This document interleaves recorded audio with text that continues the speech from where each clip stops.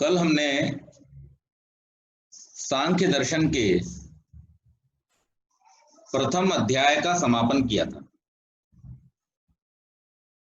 और प्रथम अध्याय के समाप्त होते होते एक प्रश्न कल उपस्थित हुआ था कि जो जीवात्मा है मृत्यु के बाद उसकी गति कैसी होती है। अब चूंकि ये जो प्रकरण है प्रथम अध्याय का,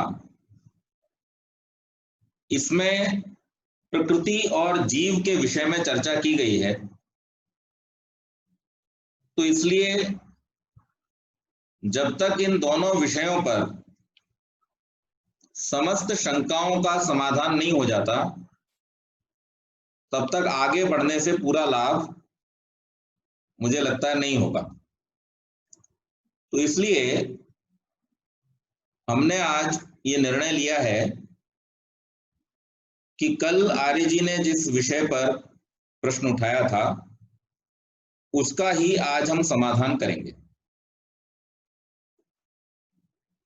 कि मृत्यु के बाद जीवात्मा की गति क्या होती है।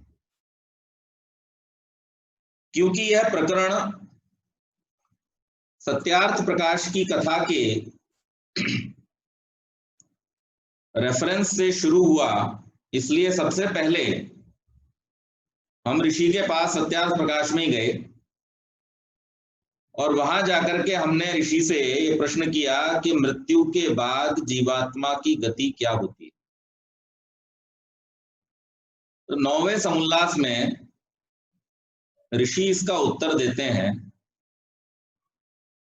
कि जब शरीर छोड़ता है तब यमालय अर्थात आकाशस्थ वायु में रहता है,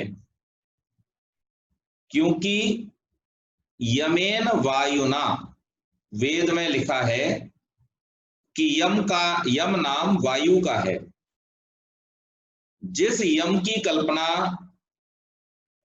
बड़ी बड़ी मूंछों वाले भैंसे पर बैठे हुए, सींग का मुकुट लगाए हुए, हाथ में गदा आदि लिए हुए और चित्रगुप्त के साथ में चलते हुए जिस यम की कल्पना गरुड़ पुराण में की गई है,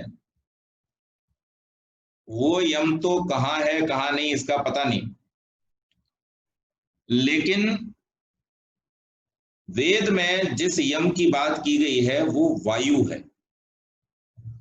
और यह बात तार्किक दृष्टि से भी ठीक प्रतीत होती है कि जब शरीर को छोड़ेगा तो कहां जाएगा, वायु में जाएगा। तो इसलिए ऋषि दयानंद कह रहे हैं यमेन वायुना, वेद में लिखा है कि यम नाम वायु का है। इसका विशेष खंडन मंडन 11वें समुल्लास में लिखेंगे। तो ऋषि के आदेश पे हम 11वें समुल्लास में पहुंच गए। जब 11वें समुल्लास में पहुंचे तो वहां पर फिर से यही प्रश्न उपस्थित हुआ कि जब तुम्हारे कहने से यमलोक और यम नहीं है तो मरकर जीव कहां जाता है और इनका न्याय कौन करता है। तो फिर उत्तर देते हुए ऋषि कहते हैं तुम्हारे गरुड़ पुराण का कहा हुआ जो अप्रमाण है उसे हम नहीं मानते, परंतु जो वेदोक्त है यमेन वायुना सत्यराजन इत्यादि वेद वचनों से निश्चय है कि यम नाम वायु का है। शरीर छोड़ वायु के साथ अंतरिक्ष में जीव रहते हैं और जो सत्यकर्ता पक्षपात रहित परमात्मा धर्मराज है वही सबका न्याय करता है।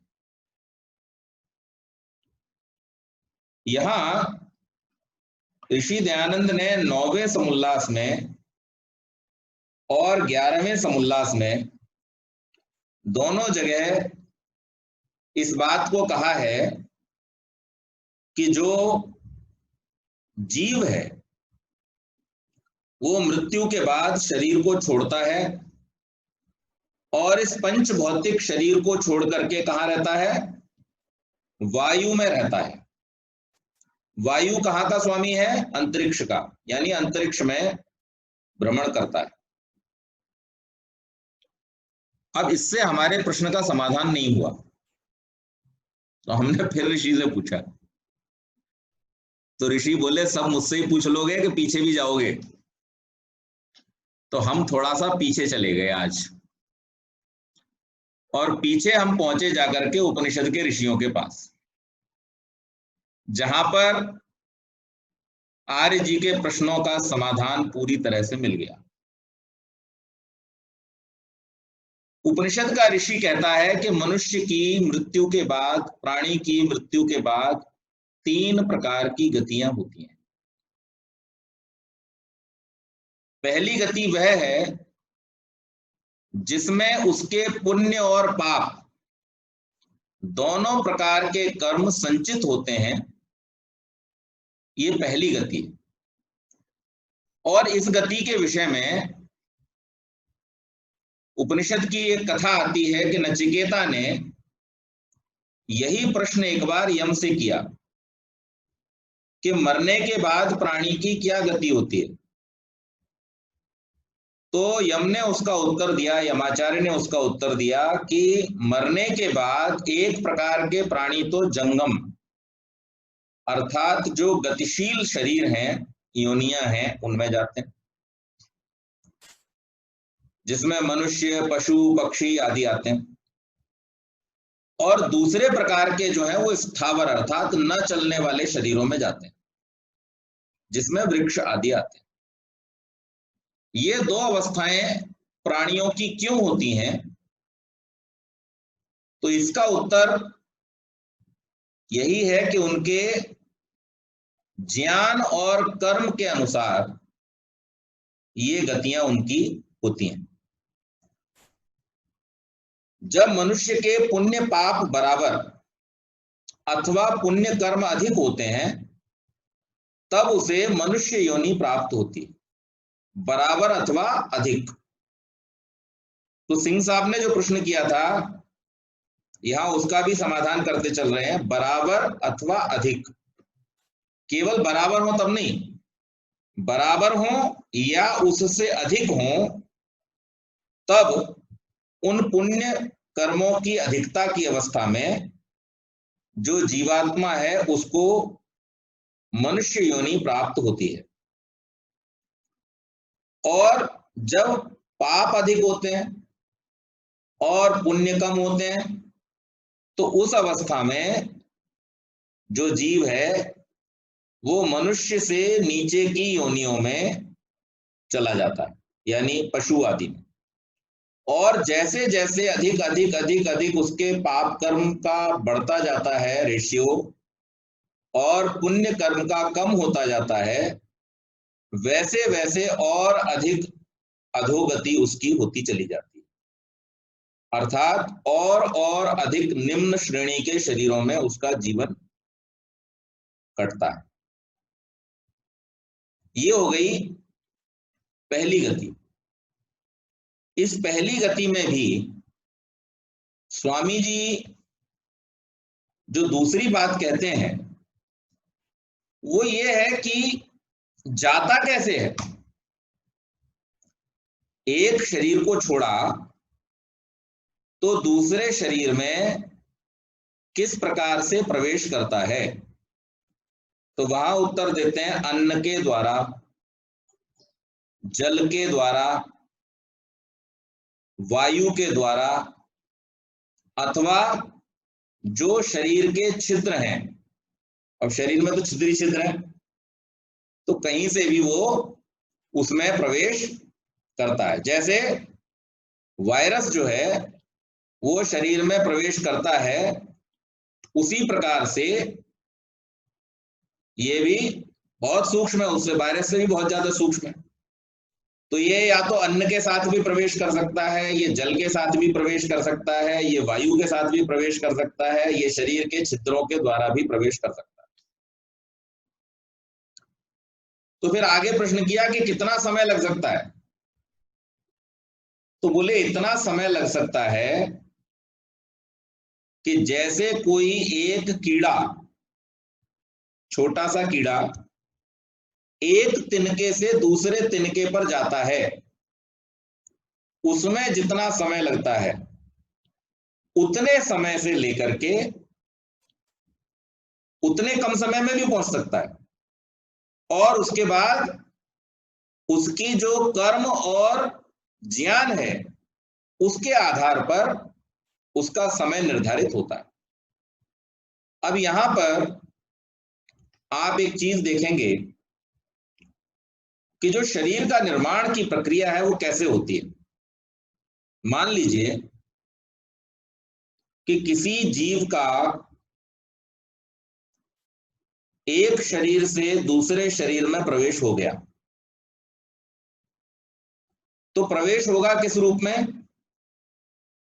अगर हम मनुष्यों की बात करें तो मनुष्यों के विषय में मैंने पहले भी आपको बतलाया था कि मनुष्य में जब जीव आता है तो वह पहले पिता के शरीर में प्रवेश करता है, और पिता के शरीर से फिर मां के गर्भ में उसकी स्थापना होती है। तो पिता के शरीर में अन्न के रूप में मान लीजिए प्रवेश किया, तो अन्न से पहले रस बनेगा, रस से रक्त बनेगा, रक्त से मांस बनेगा, मांस से मज्जा, मज्जा से अस्थि, अस्थि से वीर्य। समय लेने वाला है। जल से जाएगा, वायु से जाएगा, मैं कहता हूं तुरंत पहुंच गया, सीधे वो पुमान के अंदर, शुक्राणु के अंदर पहुंच गया। उसके बाद भी उसके द्वारा मां के शरीर में उसकी स्थापना, उसमें कुछ समय लगेगा। तो जो जीव है उसके जन्म की स्थिति हम कब मानेंगे, जब वो एक शरीर से दूसरे शरीर में प्रवेश कर जाएगा, अपने शरीर में। जब तक वो दूसरे के शरीर में है तब तक नहीं, उसका अपना शरीर जब निर्मित होना शुरू हो जाएगा। ऐसे तो वायु में वो घूम ही रहा था, वायु से वो पंचभौतिक शरीर के अंदर प्रवेश कर गया, लेकिन जब तक वो अपने कर्मफल भोगने वाले शरीर में प्रवेश नहीं करेगा तब तक उसका जन्म नहीं माना जाएगा। तो इस दृष्टि से कम समय बतलाया गया है। जैसे मुक्ति के विषय में जो 31 नील, 10 खरब, 40 अरब वर्ष का जो समय बतलाया गया वो मैक्सिमम बतलाया गया, इतने समय तक रह सकता है। लेकिन जरूरी नहीं है कि सारे के सारे जीवात्मा जो मुक्ति में जाएंगे वो इतने समय तक ही रहेंगे। इसी प्रकार से जो मिनिमम टाइम है वो बतलाया है कि जब जीव एक शरीर को छोड़ता है और दूसरे शरीर में प्रवेश करता है तो उसका जो न्यूनाति न्यून समय है वो कैसे है, जैसे एक तरफ से एक तिनके से कोई दूसरे तिनके पर चला जाता है। इसकी एक और उपमा भी दी गई है। इसकी उपमा देते हुए आचार्य प्रश्न करता है, जिसने शिष्य ने प्रश्न किया कि आचार्य कितना समय लगता है, तो उस आचार्य ने उस शिष्य से कहा कि अपना पहला कदम उठाओ। तो उसने पहला कदम उठा लिया। उसने कहा दूसरा भी उठाओ, तो दूसरा तो नहीं उठा सकते, जब तक पहला रखेंगे नहीं तब तक दूसरा नहीं उठा सकते। तो जैसे हम चलते हुए, गति करते हुए एक कदम उठा करके रखते हैं और उसके बाद दूसरा उठाते हैं, तो इस प्रकार से भी आचार्यों का मत है कि जीवात्मा पहले अपने शरीर की, परमात्मा के द्वारा उसकी व्यवस्था हो जाती है कि उसको कहाँ जाना है, और उसके बाद में वो पहले शरीर को छोड़ता है। तो इस प्रकार का भी मत है। लेकिन उसमें भी और इसमें भी जो समय है वो न्यूनाधिक होता है, ऐसा कोई स्टैंडर्ड टाइम नहीं है कि जैसे ही उसने यहां से शरीर छोड़ा वो हर स्थिति में दूसरे शरीर में तुरंत चला जाएगा, ऐसा नहीं होगा। ये पहली बात, ये पहली प्रकार की गति हुई। अब हम चलते हैं दूसरी प्रकार की गति पर। जो मरने के बाद दूसरी प्रकार की गति है, तो पहली गति तो ये हो गई, इसके बाद जो दूसरी गति है वो ये है कि जो पुण्य कर्म करने वाले जो जीव हैं, जिनके कार्य कैसे हैं, पुण्य कर्म हैं, उन पुण्य कर्मों की गति दूसरी वाली होती है। कैसी? जैसे यज्ञ आदि करने वाले लोग, श्रेष्ठ कार्यों को करने वाले, कुआं बावड़ी आदि परोपकार के कार्य करने वाले लोग, मैंने चर्चा की थी परसों यज्ञ के समय में कि इष्ट और पूर्त दो प्रकार के कर्मों की हम प्रार्थना परमेश्वर से करते हैं।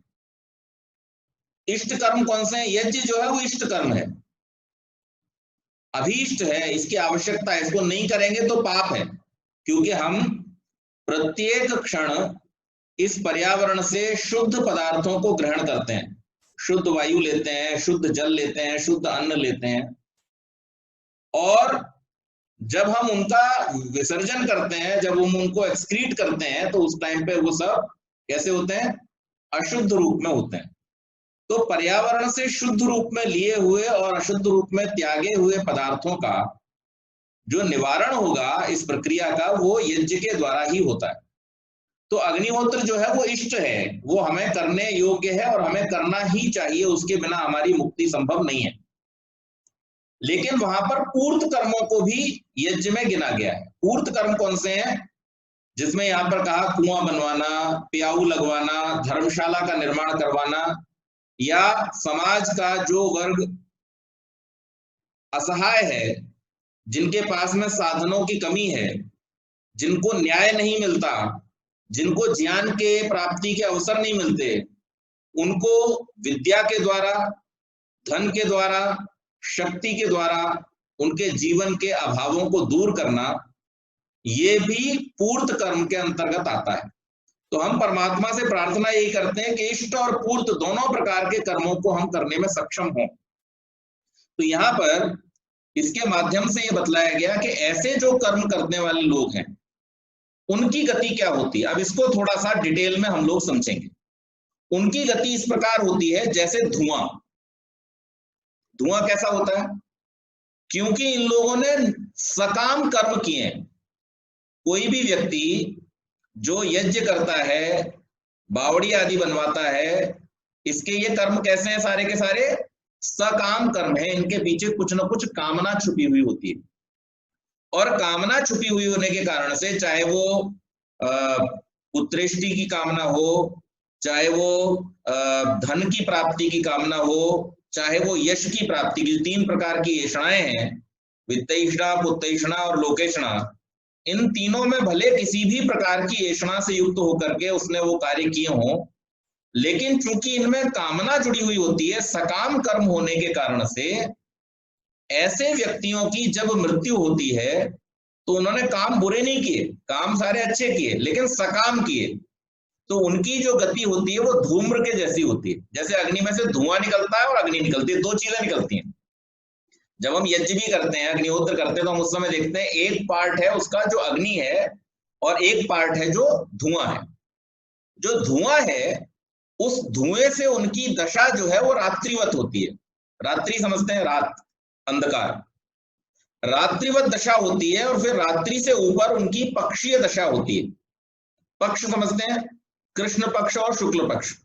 तो कृष्ण और शुक्ल पक्ष में से उनकी कृष्ण पक्ष की दशा होती है, जहां पर डार्कनेस है। और कृष्ण पक्षीय दशा के बाद में उनकी षटमासिक दशा जो होती है वो दक्षिणायनी दशा होती है। दक्षिणायनी को पितृय दशा भी कहते हैं। पितृ लोग, हमारे जो पितर, हम लोग जब मंत्र पढ़ते हैं संध्या के समय तो हम क्या बोलते हैं? दक्षिणा वाले मंत्र में क्या बोलते हैं? पितर ईशवः। दक्षिणा के साथ में, दक्षिण के साथ में क्या जुड़ा हुआ है? पितर जुड़े हुए हैं। तो दूसरी गति इनकी क्या होती है? इसीलिए हमारे यहाँ जो पितृपक्ष आता है वो कब आता है? दक्षिणायन में आता है, उत्तरायण में नहीं आता है। ये सब चीजें वैज्ञानिक रूप से एक दूसरे से जुड़ी हुई हैं। तो जो दक्षिणायनी दशा होती है अर्थात पितृक दिशा होती है, उसको प्राप्त करते हैं। उससे भी ऊपर जो होती है वो आकाशीय दशा है, और आकाशीय दशा से भी ऊपर और भी जिनके श्रेष्ठ कर्म है वो चांद्रमसी दशा को प्राप्त करते हैं। इस प्रकार से ये जो पुण्य कर्म करने वाले लोग हैं इनका सीधे सीधे जन्म नहीं होता, ये इन 7 दशाओं से होकर के चांद्रमसी दशा तक पहुंचते हैं, और चांद्रमसी दशा में पहुंच करके ये बहुत प्रकार के सुखों को, क्योंकि चांद्रमसी दशा में केवल सुख ही सुख है, वहां पर किसी प्रकार का दुख नहीं होता। तो आप ऐसे मान सकते हैं जैसे थोड़े टाइम के लिए ये मुक्त हो जाते हैं, थोड़े टाइम के लिए मुक्त होकर के ये सुख भोगते हैं। वहां पर इनके इंद्रियों के गोलक नहीं होते, सूक्ष्म शरीर इनके साथ में रहता है। मुक्ति की दशा में सूक्ष्म शरीर भी छूट जाता है, लेकिन इस वाले में क्या होता है? इनका सूक्ष्म शरीर इनके साथ में रहता है, और उस सूक्ष्म शरीर के साथ में ये चांद्रमसी दशा में नाना प्रकार के सुखों का भोग करते हैं, और उसके बाद परमात्मा की व्यवस्था में इन सुखों का भोग करते हुए अपने निश्चित समय सीमा के बाद ये वापस आते हैं। किस रूप में आते हैं? तो फिर धूम्र से वो आकाश में आकर के वर्षा के ऋतु में, वर्षा के रूप में नीचे आते हैं, और वर्षा के जल के साथ नीचे आकर के ये अन्न में चले जाते हैं। तो जिन्होंने वर्षा का जल पिया उनके शरीर में जल के द्वारा, जिन्होंने अन्न खाया और जो अन्न में शिफ्ट हो गए थे वो अन्न के द्वारा, इस प्रकार से ये फिर से जीवों के शरीर में प्रवेश करते हैं। अब आप मुझसे प्रश्न करोगे पंडित जी, इसमें साइंस की बात नहीं बैठ रही है कि ऊपर से टपक करके आते हैं वायु के साथ में, जल के साथ में, और उसके बाद में वनस्पतियों में घुस जाते हैं, और वनस्पतियों में घुस करके फिर ये शरीर में प्रवेश करते हैं। ऐसा क्यों? इसका कारण क्या है? तो इसका कारण ये है कि जिस प्रोटोप्लाज्म से ह्यूमन बॉडी बनती है उस प्रोटोप्लाज्म का निर्माण मनुष्य के शरीर में नहीं होता। वो प्रोटोप्लाज्म केवल और केवल वनस्पतियों में ही बनता है, और वनस्पतियों में बनने के कारण से मनुष्य के शरीर में उस प्रोटोप्लाज्म का जो प्रवेश होगा वो अन्न के साथ होगा, वनस्पतियों के साथ होगा, डायरेक्टली वो वहां पर क्रिएट नहीं हो सकता। तो इस नाते ये जो दूसरे प्रकार के जीव हैं, ये जो दूसरे प्रकार के प्राणी हैं, ये अपने बहुत सारे सुखों को भोगते हुए और यहां पर आकर के फिर क्या करते हैं? फिर से जन्म लेते हैं। अब यहां एक प्रश्न आता है कि पैतृक दशा क्या है? तो पैतृक दशा वायवीय दशा को कहते हैं, और पितर पालक अथवा रक्षक का नाम। हमारे पितर कौन है? जिन्होंने हमारा पालन पोषण किया, रक्षण किया। पारक्षणे धातु से पिता शब्द सिद्ध होता है। तो जो पालन करने वाला और रक्षण करने वाला है वो पिता है। तो पितर जो है वो पितर शब्द भी उसी धातु से सिद्ध होता है, रक्षा करने वाले और पालन करने वाले। हमारे जिन लोगों ने हमारी रक्षा की थी, हमारा पालन पोषण किया था, उस समय जब हम छोटे थे, असहाय थे, अपनी रक्षा, अपने जीवन के कार्यों को स्वयं नहीं कर सकते थे, वो हमारे पितर हैं। और पितर नाम इसीलिए वायु का भी है।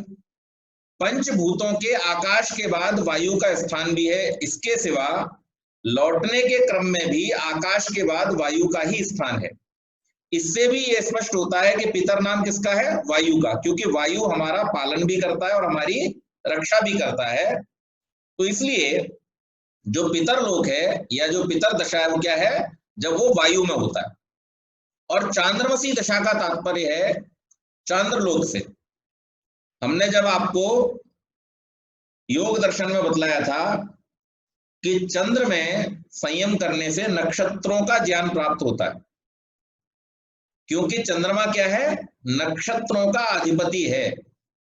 चंद्रमा नक्षत्राणाम अधिपति, सूर्य दिवानाम अधिपति। ये अथर्ववेद के मंत्र हैं। जो विवाह संस्कार कराने वाले पुरोहित हैं उन लोगों को मालूम है, और जिन्होंने अपने विवाह संस्कार में संस्कार विधि के मंत्र खुद पढ़े हैं या जिन्होंने अथर्ववेद का पाठ किया वो लोग जानते हैं, इन मंत्रों को स्वामी जी ने वहां पर चयन किया हुआ है। तो वहां पर बतलाया है अथर्ववेद में कि चंद्रमा नक्षत्रों का अधिपति है। नक्षत्रों का अधिपति होने के कारण से चांद्रमसी दशा का तात्पर्य है कि जो जीव इस दूसरी वाली दशा को प्राप्त करते हैं मृत्यु के बाद में, वो नक्षत्र लोकों में विचरण करते हैं, और नक्षत्र लोकों में विचरण करते हुए उसके बाद में वो आकाश में अर्थात अंतरिक्ष में आते हैं। अंतरिक्ष वायु का लोक है, और वायु के द्वारा फिर वो या तो वर्षा के माध्यम से या जल के माध्यम से अन्न में प्रवेश करते हुए फिर अपना जन्म की प्रक्रिया में आगे बढ़ते हैं। तो जो देवप्रिय हैं वो चांद्रमसी दशा को प्राप्त होकर इस लोक में रहते हैं। ब्रह्मांड में असंख्य सूर्य लोक हैं, बहुत सारे तारे हैं, बहुत सारे नक्षत्र हैं, वो सब सूर्य के समान जाज्वल्यमान है, अपना अपना प्रकाश लिए हुए। और इसी प्रकार से जब सूर्य लोक असंख्य हैं तो उनके साथ में पृथ्वियां भी हैं, असंख्य पृथ्वियां भी हैं। ऋषि दयानंद ने सत्यार्थ प्रकाश में भी इस बात को कहा है कि बहुत सारे लोक हैं, उसमें बहुत सारे सूर्य भी हैं, बहुत सारी पृथ्वियां भी हैं, बहुत सारे तारे हैं। मरते समय जिसकी कामना जहां की होती है वो उन लोकों में जाता है। तो इस प्रकार से ये जो दूसरे प्रकार के जीव हैं जो अपने जीवन में दूसरी गति प्राप्त करते हैं, उसमें क्या करते हैं, वो इन लोकों में जाकर के और सुखों का भोग करते हैं। इसमें भी लोगों के टाइप हैं। एक है तत्वविद, जब सकाम कर्म करता पाप नहीं करते तो इनकी मुक्ति क्यों नहीं हो जाती। ये प्रश्न किया गया कि ये जो सकाम कर्म करने वाले लोग हैं जिनको भिन्न भिन्न लोकों में सुख प्राप्ति के लिए भेजा जाता है, तो डायरेक्ट इनकी मुक्ति कर दें, मुक्ति क्यों नहीं हो जाती। तो यहां पर उसका उत्तर देते हुए ऋषि कहते हैं इसका कारण है वासनाएं। जो सकाम कर्म करता है उसके चित्त में नाना प्रकार की कामनाओं की वासनाएं जन्म लेती हैं, अर्थात संस्कार। आपने कोई कर्म किया और वो कर्म आपने किसी फल विशेष की इच्छा से किया तो वो सकाम कर्म हुआ। अब उस सकाम कर्म से जब आपको फल की प्राप्ति होगी तब भी आपके चित्त पे संस्कार पड़ेगा, और अगर फल की प्राप्ति नहीं होगी तब भी आपके चित्त पर उसका संस्कार पड़ेगा। तो सकाम कर्म जो है वो अपनी वासनाओं का चित्त के ऊपर प्रभाव छोड़ते हैं। अब इसमें होता क्या है, जब आपकी कामनाएं पूरी हो जाती हैं तब आप उससे प्राप्त हुए सुख के कारण से उन कामों को बार बार करना चाहते हैं। आपने जो सुख चाहा था, आपके काम से उस सुख की आपको प्राप्ति हो गई। जब आपको सुख की प्राप्ति हो गई तो अब उस सुख को प्राप्त करने की बार बार आप में इच्छा होगी। और दूसरी स्थिति में क्या होगा कि जब आपको आपके द्वारा जो आपने अभीष्ट था, जो आपको प्राप्त करना था, वो जब आपको प्राप्त नहीं होता है तो उस स्थिति में फिर आपके अंदर द्वेष उत्पन्न होता है कि भाई ये रास्ता ठीक नहीं है, इससे तो प्राप्ति नहीं हुई, या फिर आप दोबारा प्रयत्न करते हो। तो अगर आप पॉजिटिव साइड में जाओगे तो आप दोबारा प्रयत्न करोगे, अगर आप नेगेटिव साइड में जाओगे तो आप फिर कुछ और प्रयत्न करोगे, उससे आपको द्वेष हो जाएगा कि ये रास्ता ठीक नहीं है, हमें दूसरी तरीके का कार्य करना चाहिए। तो दोनों ही अवस्थाओं में उसका संस्कार जन्म लेता है, और उस संस्कार की वासनाओं के कारण से चित्त जो है वो नाना प्रकार के कार्यों में, नाना प्रकार के विषयों में लगा रहता है। और जब तक चित्त की वासनाओं से निवृत्ति नहीं होगी तब तक मुक्ति नहीं हो सकती है। ये हमने सांख्य दर्शन में भी पढ़ा है और ये हमने योग दर्शन में भी पढ़ा है कि जब तक चित्त की निवृत्ति नहीं होगी सब प्रकार के संस्कारों से, तब तक जो है वो आत्म ख्याति नहीं होगी, विवेक ख्याति नहीं होगी। और विवेक ख्याति आत्म साक्षात्कार की अवस्था आए बिना मोक्ष का होना संभव नहीं है। तो इसलिए यहाँ पर ऋषि कह रहे हैं कि जब प्रश्न किया गया कि भाई इनकी मुक्ति क्यों नहीं हो जाती है, तो उन्होंने कहा कि मुक्ति इसलिए नहीं होती क्योंकि इनके साथ में वासना है। वासना क्या है? वासना को समझने के लिए कर्म के भेदों का जानना आवश्यक है। कर्म कैसे हैं? दो प्रकार के, एक सकाम कर्म है और एक निष्काम कर्म है।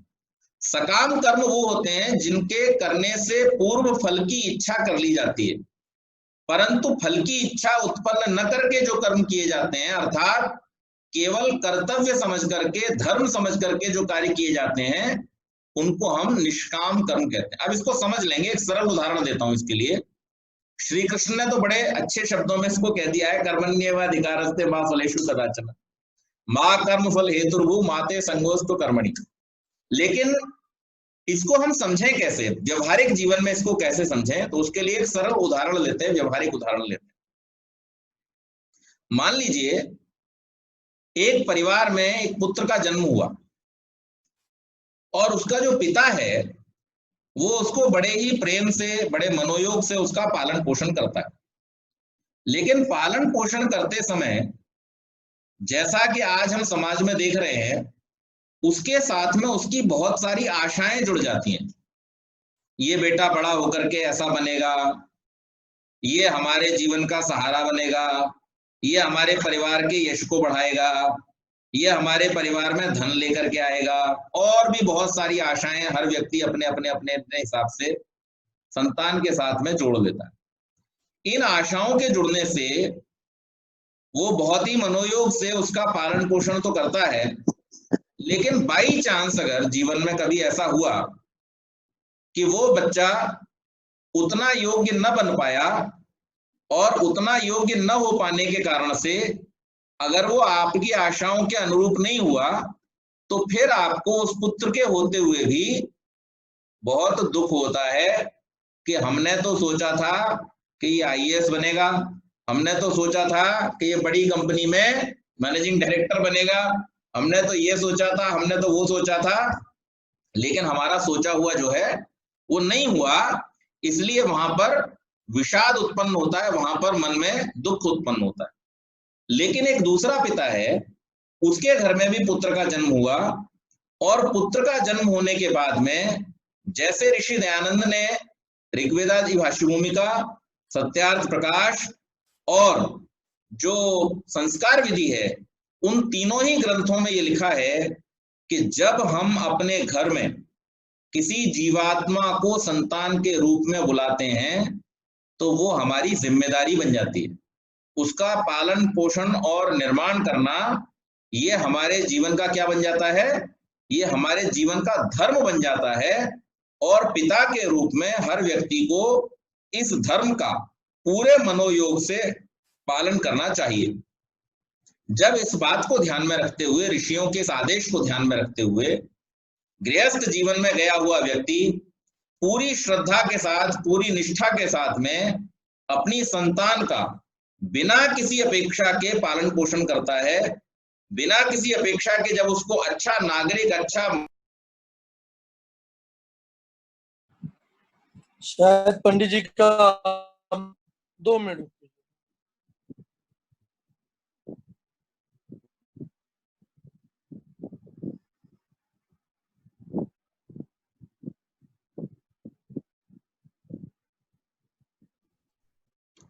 ओम, आवाज आ रही है? हाँ, आवाज आ रही है। आपका वीडियो चला गया है। अभी नहीं आ रहा? नहीं, वीडियो अभी आया, आ गया जी, आ गया। हाँ, थोड़ा नेटवर्क का इशू है। एनीवेज, तो जब इस प्रकार की स्थिति आती है तो उसमें फिर वो बच्चा अगर किसी कारण से अपनी मानसिक या शारीरिक अक्षमता के कारण से कोई बहुत बड़ा खिलाड़ी, बहुत बड़ा मैनेजर या बहुत बड़ा आईएएस पीसीएस अधिकारी नहीं भी बन पाया, लेकिन एक अच्छा व्यक्ति बन गया, तो भी उस पिता को बहुत संतोष होता है।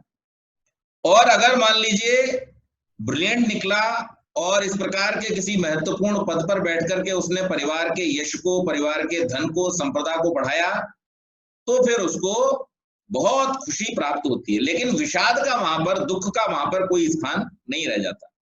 और इसका कारण यह है कि उसने उसके साथ में किसी प्रकार की भी कोई अपेक्षा जोड़ी हुई नहीं थी। तो एक सकाम कर्म का उदाहरण है जहां पर हम अपनी संतान के साथ में बहुत सारी अपेक्षाओं को जोड़ करके उनका लालन पालन कर रहे हैं, और एक निष्काम कर्म है जहां पर हम काम हम दोनों अच्छे ही कर रहे हैं। माता पिता के द्वारा संतान का पालन पोषण ये अच्छा ही काम है, इसमें किसी प्रकार की कोई बुराई नहीं है।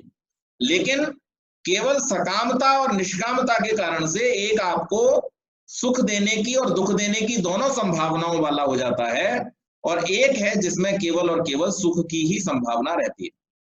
तो ये हमें भेद जो है वो सकाम और निष्काम कर्म का समझना चाहिए। तो इस प्रकार से जो सकाम कर्म करने वाले लोग हैं उनकी ये गति होती है, और इस गति के द्वारा वो समय पर अपने सुखों को भोग करके और वापस फिर से वायु के द्वारा अन्न में जल में मिल करके और फिर से जन्म लेते हैं। इसके बाद में आती है तीसरी गति। तीसरी गति वो है जो उन लोगों की होती है जो निष्काम कर्म करते हैं। निष्काम कर्म करने वाले लोगों की जो गति बतलाई गई है कि जैसे कोई व्यक्ति अपने जीवन में केवल और केवल उन कामों को ही करता है जिससे लोगों का सुख बढ़ता है, अर्थात हम जिसे कहते हैं यमों का पालन करना कि अहिंसा, सत्य, अस्तेय, ब्रह्मचर्य, अपरिग्रह, और नियमों का पालन करना, शौच, संतोष, तप, स्वाध्याय, ईश्वर प्रणिधान।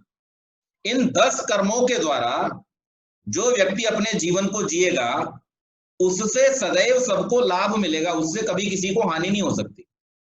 क्योंकि जैसे ही व्यक्ति अहिंसा के व्रत का पालन करने लगता है वो मन से, वचन से और कर्म से, तीनों प्रकार से किसी को भी कभी कष्ट नहीं देता। जब वो सत्य के व्रत का पालन करने लगता है तो वो कभी किसी को भी असत्य भाषण नहीं करता। जब वो अस्तेय व्रत का पालन करता है तो कभी किसी के सामान को बिना उसकी अनुमति के नहीं लेता। ब्रह्मचर्य का पालन करता है तो उससे भी वो अपने जीवन को और अपने साथी के जीवन को, दोनों के जीवन को रक्षा करता है। और अपरिग्रह के द्वारा वो समाज के अंदर जिस प्रकार से अपना जीवन जी रहा है उस जीने के द्वारा किसी को भी किसी प्रकार की हानि नहीं होती। और अपने जीवन के लिए आज हम जो समाज के अंदर आपाधापी देखते हैं कि बहुत सारे लोग बहुत सारा सामान इकट्ठा करके अपने अपने अपने लिए ही केवल जीते हैं। जब अपरिग्रह का व्रत व्यक्ति धारण कर लेता है तो उसके जीवन से ये दोष भी समाप्त हो जाता है और वो सर्व कल्याण की भावना से जीता है। इसी प्रकार से शुचिता के द्वारा, पवित्रता के द्वारा, अपनी पवित्रता, मन की, बुद्धि की, कार्यों की, सबकी पवित्रता, पवित्रता के द्वारा जब वो आचरण करता है तो दूसरों को लाभ देता है। जब वो तप करता है तो उसके तप से केवल उसी को लाभ नहीं मिलता, दूसरों को भी लाभ मिलता है। जब वो स्वाध्याय करता है तो उसके ज्ञान से केवल उसी को लाभ नहीं मिलता, दूसरों को भी लाभ मिलता है।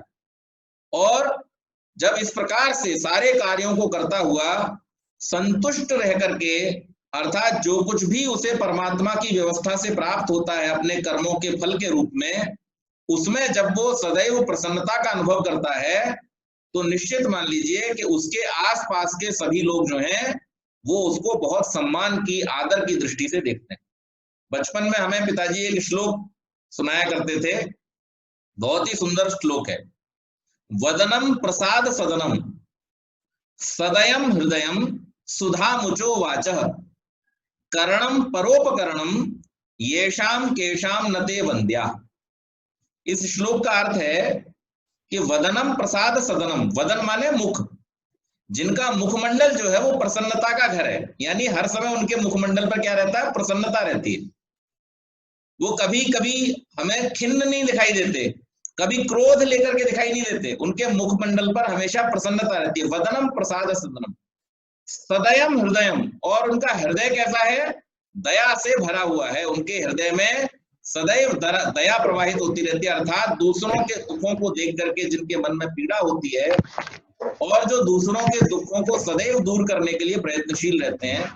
सुधा मुचो वाचः, और वाणी से जो सदैव जैसे मानो अमृत बरसाते हैं, अर्थात उनकी वाणी से कभी किसी के अकल्याण के लिए कोई शब्द नहीं निकलता।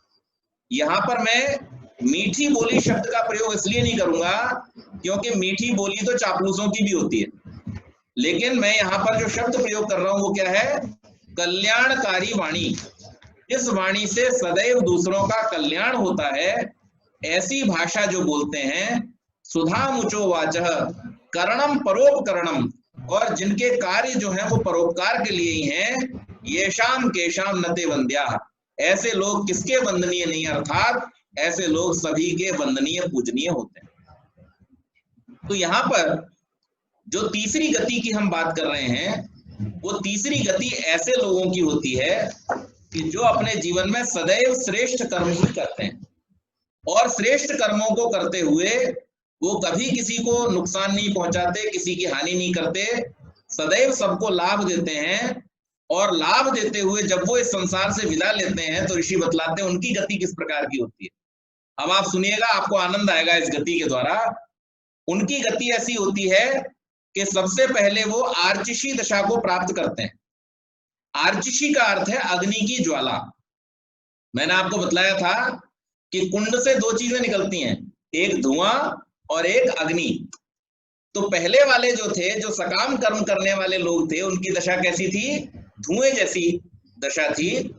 यहां पर उपमा के माध्यम से ऋषि समझा रहे हैं कि जो दूसरे प्रकार के लोग हैं, जो निष्काम कर्म करते हैं, उनकी दशा कैसी है?